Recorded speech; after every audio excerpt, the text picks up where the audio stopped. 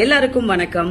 இன்னைக்கு நம்ம எபிசோட்ல பார்க்க போறது, இன்கேஸ் நமக்கு ஹார்ட் அட்டாக் வந்துருச்சு, சிம்டம்ஸ் ஆஃப் ஹார்ட் அட்டாக் இருக்கு, சஸ்பெக்ட் பண்றோம் அப்படின்னா வீட்ல இமீடியட்டா என்ன மாத்திரை நம்ம சாப்பிடலாம் ஹாஸ்பிட்டல் போறதுக்கு முன்னாடி, அதோட பெனிஃபிட்ஸ் என்ன அப்படின்றத பத்தி தான் நம்ம பார்க்க போறோம். நேத்து நான் சொன்ன மாதிரி ஒன்ஸ் நம்ம சஸ்பெக்ட் பண்ணணும்னா யாரையாவது இமீடியட்டா ஆம்புலன்ஸ் கூப்பிட சொல்லுங்க. ஏன்னா நம்ம ஃபர்ஸ்ட் ஹாஸ்பிட்டலுக்கு போகணும். மீன் வைல் நம்பர் 1, நீங்க மூவ் பண்ண கூடாது. நீங்க எந்திரிச்சு நடந்து ஏதாவது ஸ்ட்ரெஸ் ஆனீங்கன்னா பாத்ரூம் வர மாதிரி இருக்கும், ஆனா பாத்ரூம்க்கு போகாதீங்க. ஏன்னா இந்த மாதிரி நம்ம ஸ்ட்ரெஸ் பண்ணும்போது நம்ம ஹார்ட்டோட டிமாண்ட் ஜாஸ்தி ஆகி நீங்க திடீர்னு கார்டியாக் அரெஸ்ட் போறதுக்கு நிறைய சான்சஸ் இருக்கு. சோ பேஷண்ட்ஸ் இமீடியட்டா உட்கார வச்சிருங்க. They should just sit down immediately. Number 2, என்ன மாத்திரை கொடுக்கலாம்?